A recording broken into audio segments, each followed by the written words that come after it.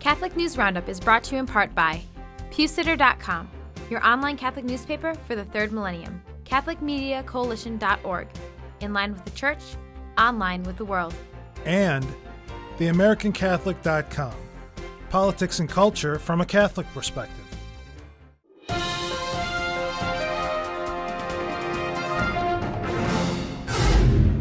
Hello and welcome to today's edition of Catholic News Roundup. I'm Michael Voris.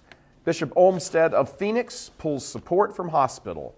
The bishop had given the hospital until Tuesday to comply with demands in a letter to the hospital's parent company, Catholic Healthcare West, or lose its Catholic status. The bishop's letter was the direct result of an abortion performed at the hospital in November of 2009. Quote, communication with leadership at St. Joseph's Hospital and Catholic Healthcare West has only eroded my confidence about their commitment to the Church's ethical and religious directives for health care.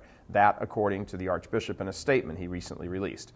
They have not addressed in an adequate manner the scandal caused by the abortion, Olmstead continued. Moreover, I have recently learned that many other violations of the ethical and religious directives have been taking place at Catholic Healthcare West facilities in Arizona throughout my 7 years as Bishop of Phoenix and far longer. End quote. The hospital, in a news release, said it was saddened at Olmstead's decision to end the affiliation. The hospital said it will follow Olmstead's direction and remove the Blessed Sacrament from the chapel and will no longer celebrate Mass there. Other issues identified by Olmstead were contraceptive counseling and administering contraceptives, voluntary sterilization, and abortions due to the mental or physical health of the mother, or when a pregnancy is the result of a rape. Olmstead also announced that Sister Margaret McBride, who helped in the hospital's decision-making process with regard to the 2009 abortion, has been excommunicated. Planned Parenthood chapter quits. Planned Parenthood Federation of America is instituting a mandate that all of its affiliates across the nation offer facilities where abortions are done. The head of Planned Parenthood of South Texas says her group doesn't want to add abortions. They currently focus only on contraception and birth control. Instead, she said the Planned Parenthood chapter will change its name to Family Planning of the Coastal Bend, and she and her board of directors feel confident they can financially survive, leaving Planned Parenthood abortion business behind. Vatican reaffirms Pope never legitimized condoms. That from a statement released from the Congregation for the Doctrine of the Faith.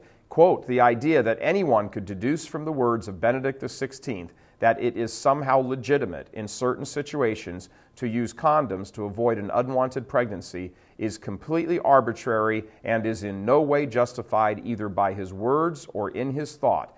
That's a quote from the statement. The publication of the Pope's comments out of context and 3 days before the full text was available to the public touched off a firestorm in which the media outlets around the world claimed the Pope had approved condom use and even that the teaching of the Church had changed regarding contraception. The CDF, however, has clarified, saying that these comments have been repeatedly manipulated for purposes entirely foreign to the Pope's intention. Just click on the link right over here to read the complete statement. Stay with us. Back in just a few seconds. Catholic News Roundup is brought to you in part by NewOxfordReview.org, the voice of Catholic Orthodoxy, in print and on the web, and RenewAmerica.com, expanding the influence of America's grassroots in the cause of freedom. CatholicUnderground.com, the podcast about our Catholic faith and new media. Don't let Advent end. The lessons of Advent should not conclude with Christmas, but must be taken up for the whole of one's life, says the Archbishop of Sao Paulo, Brazil. He reminds the faithful that the Advent liturgy speaks also of God's judgment. The Son of God one day will come as Judge and Lord of history, clothed in power and glory, and all of us will have to render an account of our lives.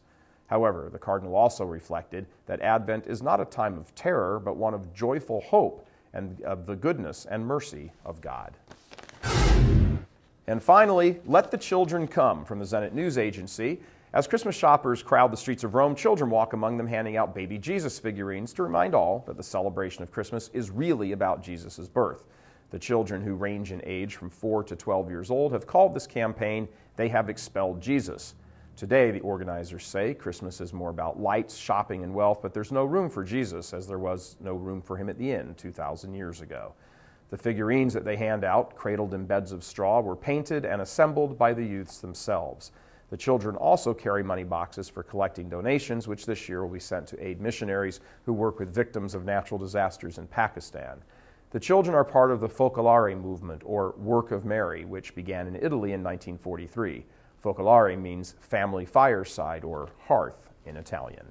That's it for now. I'm Michael Voris. Thanks for tuning in. Be sure and tune in tomorrow for your daily dose of Catholic News Roundup right here on RealCatholicTV.com. And be sure and check out The Vortex today, where we discuss the Bishop of Phoenix and his decision. Thanks for tuning in. Be sure and tell all your friends about us. And as always, God bless you.